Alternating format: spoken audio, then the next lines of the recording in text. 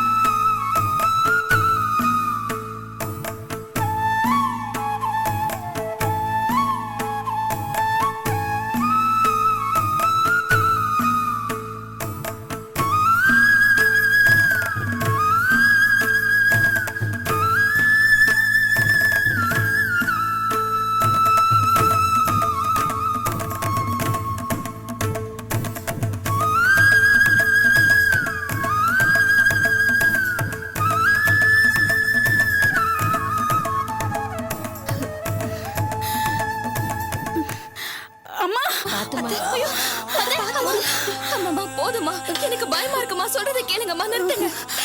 வேண்டுதல பாதியில நிறுத்தினா நம்ம குடும்பத்துக்கு ஆகாதம்மா. நான் இந்த கஷ்டமான வேண்டுதல பண்றேமா, நீங்க கஷ்டப்படுறத என்னால பார்க்க முடியலம்மா. இல்ல ராணி, இந்த குடும்பத்துக்கு மூத்த மருமக நான் தான். அத்தைக்கு பதிலா நான் நிறைவேற்றேன். அத்தை நீங்க எந்திரிங்க அத்தை. வேண்டாக்கா, வாயும் வயிறுமா இருக்கிற நீங்க இவ்ளோ கடுமையான நேர்த்தி கடனை பண்ண வேண்டாம். அவங்க வேண்டுதலுக்காக நான் பண்றேன்க்கா. நம்ம குடும்பத்துக்காக நீங்க இப்படி ஆளுக்கு நான் பண்றேன்னு சொல்றது எனக்கு ரொம்ப சந்தோஷமா தான் இருக்கு. மனுஷங்க கிட்ட பாக்கி வச்சா அதை ஒருத்தருக்காக இன்னொருத்தர் கொடுக்கலாம். ஆனா இது கடவுள் விவகாரம். பாக்கி வச்சவங்க தாமா அவனுக்கு திருப்பி கொடுக்கணும். நானே இந்த நேர்த்தி கடனை பண்ணிடுறேன். அம்மாடி அர்ச்சனா, நீ வாயும் வயிறுமா இருக்கிற இந்த நேரத்துல இப்படி மலையெல்லாம் ஏறக்கூடாதுமா. நீ கீழே இரு, நான் நேர்த்தி கடனை முடிச்சிட்டு வந்துடுறேன். இல்லத்த, நானும் வரேன். சொல்றத கேளுமா, நீ கீழே இரு, நான் சீக்கிரமா நேர்த்தி கடனை முடிச்சிட்டு வந்துடுறேன். ஆமாங்கா, அத்தை சொல்ற மாதிரி நீங்க கீழே இருங்க. சொல்றத கேளுமா அர்ச்சனா.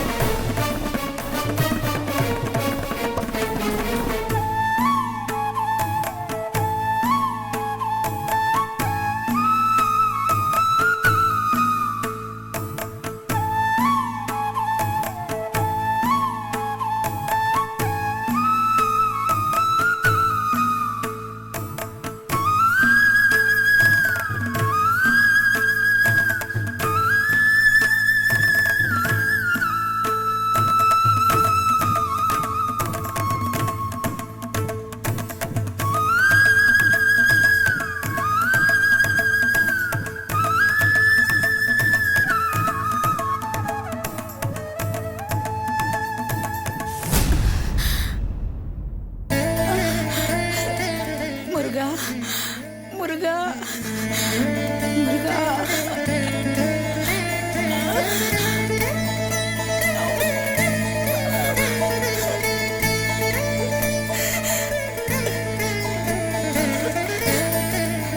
முருகா. அம்மா அத்தை, அம்மா எழுந்திருங்கம்மா.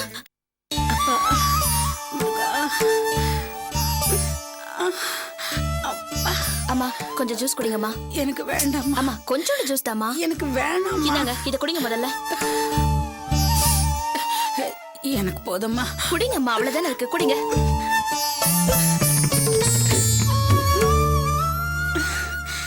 முருகா.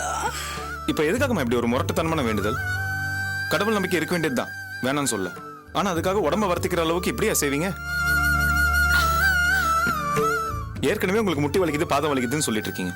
இந்த வயசுல சாதாரணமா படிக்கட்டு ஏறி போனாலே மூச்சு வாங்கும், கால் வலிக்கும். இதுல நீங்க என்னடா முட்டி போட்டு வர இருக்கீங்க? ஏமா நல்லதுக்காகவே இருக்கட்டும், இருந்தாலும் உங்களுக்கு ஏதாவது ஒண்ணு ஆச்சுன்னா அப்புறம் நாங்க என்னமா பண்றது? சொல்லுங்க, எதுக்காக இப்படி ஒரு வேண்டுதல்? செல்வம், உங்க அம்மா எதுவும் சொல்லாதப்பா. அவ மனசுல இருக்கிற சோகமும் வேதனையும் எனக்கு தான் தெரியும். செல்வம், நேத்து எங்களுக்கு கல்யாண நாள். நீ கூட எங்களுக்கு வேட்டி புடவையெல்லாம் எடுத்து கொடுத்து எங்க 2 பேர் காலில் விழுந்து ஆசீர்வாதம் வாங்கினேன். ரொம்ப சந்தோஷமா இருந்துச்சு. ஆனா அதுக்கப்புறம் என்ன நடந்துச்சுன்னு தெரியுமாப்பா?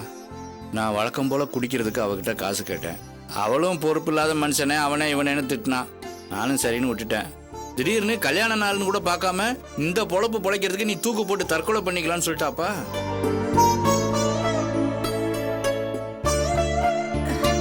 கல்யாண நாள் அதுவுமா? ஏன் பாக்கியம் என்ன இப்படி கேட்டுட்டாலேன்னு மன உளைச்சல்ல எனக்கு தூக்கமே வரல செல்வம். தூங்காம இருந்தனா தாகத்துக்கு தண்ணி குடிக்கலான்னு உள்ள வந்து பார்த்தா உங்க அம்மாவும் தூங்காம புலம்பிக்கிட்டு இருந்தா செல்வம். என்ன இருந்தாலும் 30 வருஷ தாம்பத்திய வாழ்க்கை இல்லையா? கட்டின புருஷனை இந்த மாதிரி தப்பா ஒரு வார்த்தை சொல்லிட்டோமேன்னு அவளும் மன உளைச்சல்ல ரொம்ப மனசு சங்கடப்பட்டுக்கிட்டு இருந்தா. கணவனே கண்கண்ட தெய்வம்னு நினைக்கிற இந்த நாட்டுல இப்படிப்பட்ட கண்கண்ட தெய்வத்தை இப்படி தப்பா பேசிட்டோமே, இதுக்கு என்னடா பரிகாரம் செய்யறதுன்னு யோசிச்சுதான் உங்க அம்மா அந்த தெய்வ சன்னிதானத்துக்கு போய் கடுமையான நேர்த்தி கடனை நிறைவேற்றிட்டு வந்திருக்கா. அதை புரிஞ்சுக்காம இப்படி அவ மேல கோவப்பட்டு பேசுறியப்பா.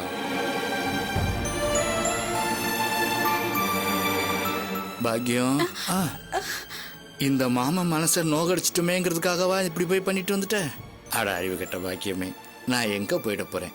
வீட்டுக்கு வந்த உடனே அத்தா என்னை மன்னிச்சிருங்க அப்படின்னு என் காலில் விழுந்து மன்னிப்பு கேட்டா நான் என்ன உன்னை மன்னிக்கவா மாட்டேன்? மன்னிக்கிற மனசு உள்ளவன் இந்த பூங்காவனங்கிறது உனக்கே தெரியுமே பாக்கியம். பார்த்து அதை விட்டுட்டு இந்த மாதிரி போய் முட்டியில ரத்தம் வர்ற அளவுக்கா வேண்டுதலை நிறைவேற்றுவேன்?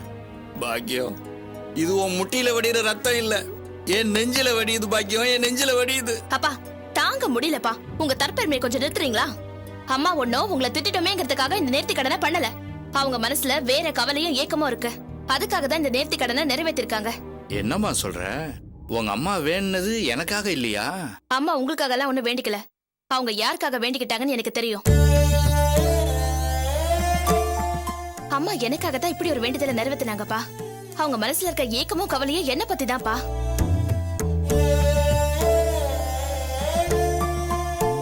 என்னம்மா சொல்ற? எனக்கு புரியலையே.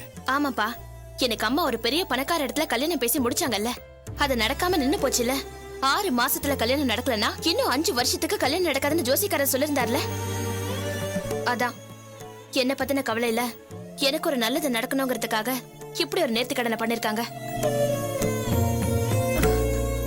ஏமா ஜோசிக்காரர் சொன்னா அது அப்படியே நடந்துற போது எனக்காக நீங்க இதெல்லாம் பண்றத பார்த்தா என் மனசுக்கு ரொம்ப வேதனையா இருக்குமா.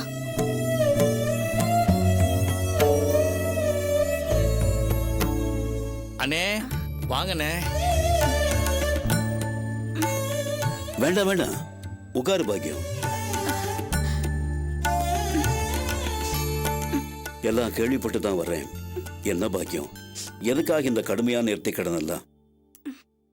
பக்திங்கிற பேர்ல நாம நம்ம உடம்ப வருத்திக்கிறது என்னைக்குமே கடவுள் விரும்புறதில்ல. இப்படி எல்லாம் பண்ணா கடவுளோட கருணை கிடைக்கும்னு நாம தான் தப்பு கணக்கு போட்டுக்கிறோம். மனசை ஒருநிலைப்படுத்தி கடவுளை நினைச்சாலே போதும். இதெல்லாம் தேவையில்லை பாக்கியம். மாமா சொல்றேன்னு தப்பா நினைக்காதீங்க. அத்தையோட பக்திய அப்படியெல்லாம் சொல்லாதீங்க. அது சாமி குத்தமாயிட போகுது. அத்தை ரொம்ப கடுமையா விரதம் இருந்து இப்படி ஒரு நேர்த்தி கடனை செஞ்சிருக்காங்கன்னா அதுக்கு ஒரு காரணம் இருக்கு. மாமாவும் ராணியும் ஆளுக்கு ஒரு காரணம் சொல்லிக்கிட்டு இருக்காங்க. உண்மையான காரணம் என்னன்னு எனக்கு தான் தெரியும். வாசுக்காகவும் எனக்காகவும் தான் அத்தை இப்படி ஒரு நேர்த்தி கடனை செஞ்சிருக்காங்க. அப்போ உங்க 2 பேருக்காக தான் இந்த நேர்த்தி கடனை செஞ்சாளா? ஆமா மாமா. வாசு உயிருக்கு ஆபத்தான நிலைமையில ஹாஸ்பிட்டல்ல இருந்தப்போ அவர் குணமாகணும்னு அத்தை இப்படி ஒரு நேர்த்தி கடனை பண்றதா வேண்டியிருப்பாங்கன்னு நினைக்கிறேன். அம்மா என்னம்மா நீ எனக்காக ஏமா இப்படி உடம்ப போட்டு வருத்திக்கிட்ட? போமா, நீ படுற வேதனை என்னால பார்க்கவே முடியல தெரியுமா? பாக்யம், நானும் சாமி கும்பிடுறவன் தான். கடவுளே, எனக்கு கொஞ்சம் கஷ்டம் இருக்குது, இதையெல்லாம் தீர்த்து வையணும்னு வேண்டிக்கணுமே தவிர நான் உனக்காக இப்படி எல்லாம் கஷ்டப்படுறேன், என் கஷ்டத்தை நீ தீர்த்து வையன்னு வேண்டிக்கிறது இல்ல. அப்படி வேண்டிக்கிறது முரட்டுத்தனமான பக்தி. உன் வயசுக்கு இதெல்லாம் தேவையில்லை பாக்யம். மாமா, உங்க பேச்சுக்கு மறுத்து பேசுறேனேன்னு என்ன தப்பா நினைச்சுக்காதீங்க. கடவுள் பக்திங்கிறது அவங்கவுங்க மனசை பொறுத்தது. சில பேர் சாதாரணமா வேண்டிப்பாங்க, சில பேர் இந்த மாதிரி கடுமையா வேண்டிக்கிட்டதான் கடவுள் அருள் கிடைக்கும்னு நினைச்சு வேண்டிப்பாங்க. வாசு ஆஸ்பத்திரியில இருந்தப்போ நாமெல்லாம் சாதாரணமா தான் வேண்டிக்கிட்டோம். ஆனா அத்தை என்னதான் இருந்தாலும் பெத்த தாய் இல்லையா, அவங்க மனசுக்கு எப்படி இருந்திருக்கும். அதனால எப்படியாவது தன் மகனை காப்பாத்தணுங்கிறதுக்காகத்தான் கடவுள்கிட்ட இப்படி கடுமையா வேண்டிட்டு இருந்திருக்காங்க. சரியா சொன்ன அர்ச்சனா. மகனை காப்பாத்தணுங்கிறதுக்காக பாக்கியம் இப்படி ஒரு கடுமையான நேர்த்தி கடனை நிறைவேற்றிருக்காங்க. ஆனா எந்த மகனுக்காக? சொந்த மகன் வாசுக்காக இல்ல, மூத்த மகன் செல்வத்துக்காக.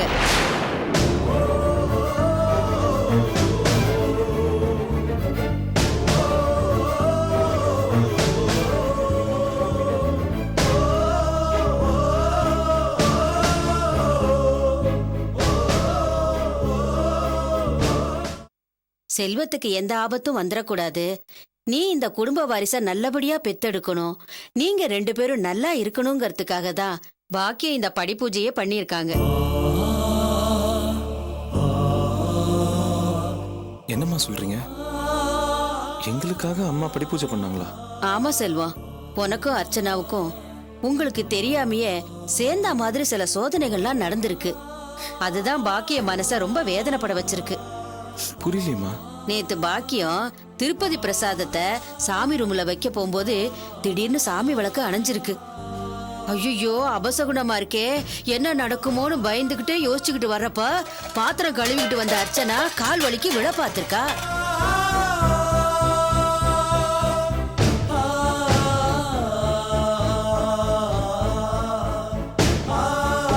என்னம்மா இது? ஷெட்டுக்கு வந்த நீங்க ஏன் இந்த விஷயத்துல என்கிட்ட சொல்ல? செட்டுல உனக்கு நடந்த விஷயத்தை எப்படி நீ அர்ச்சனா கிட்ட சொல்ல வேணாம்னு சொன்னியோ, அதே மாதிரி அர்ச்சனாவும் இங்க நடந்ததை உங்ககிட்ட சொல்ல வேணான்னு என்கிட்ட சொல்லி அனுப்பினாப்பா. ஷெட்ல இவருக்கு என்ன நடந்துச்சு? அது வந்து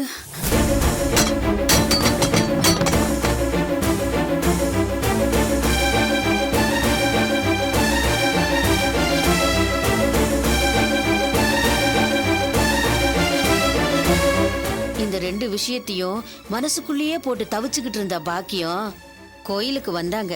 நானும் கூட இருந்தேன். என்னம்மா சொல்றீங்க? ஆமா சாமி, 1 மணி நேரத்துல இப்படி 3 சம்பவம் நடந்து போச்சு. முதல்ல சாமி ரூம்ல ஏத்தி வச்ச விளக்கு அணைஞ்சு போச்சு.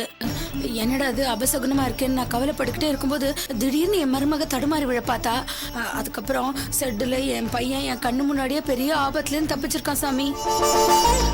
ஒரே நாள்ல 1 மணி நேரத்துக்குள்ள எதுக்கு இப்படியெல்லாம் நடக்கணும்? கடவுள் எனக்கு எதையோ சுட்டி காட்டுறாருன்னு எனக்கு பயமா இருக்கு சாமி. இதுக்கு ஏதாவது பரிகாரம் இருந்தா சொல்லுங்க, நான் பண்ணிடுறேன் சாமி. சரிம்மா, உங்க மனசுல இருக்கிற சஞ்சலம் எனக்கு நல்லா புரியுது. விளக்கு அணைஞ்சதை விடுங்க, உங்க மருமக தடுமாறி விழும்போது நீங்க தாங்கி பிடிச்சு காப்பாத்திருக்கீங்க.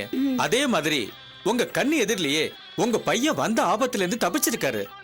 இதுல இருந்து என்ன தெரியுது?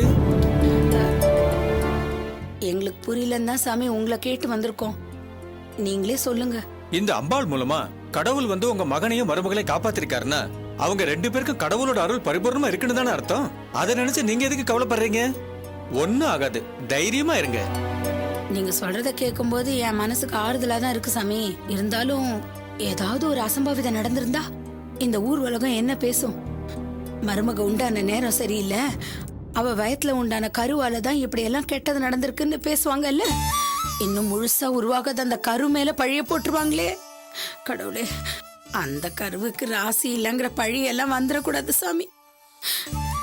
என் மருமகளும் அந்த மாதிரி பழி பாவத்துக்கெல்லாம் ஆளாகக்கூடாது சாமி. அதனாலதான் உங்ககிட்ட வந்து கேக்குறேன். இதுக்கு ஏதாவது பரிகாரம் இருந்தா சொல்லுங்க. எவ்வளவு கஷ்டமானதா இருந்தாலும் நான் செய்யறேன். மருமக மேல இவ்வளவு பாசமும் அக்கறையும் வச்சிருக்கீங்க. இதுவே அவங்களுக்கு எதுவும் நேராம பாத்துக்கும். இருந்தாலும் உங்க சந்தோஷத்துக்காக ஒரு பரிகாரம் சொல்றேன். குன்றத்தூர் முருகன் கோவிலுக்கு போயிட்டு படிபூஜை பண்ணிட்டு வந்துருங்க. எல்லாம் முருகன் பாத்துப்பான். சரிங்க சாமி.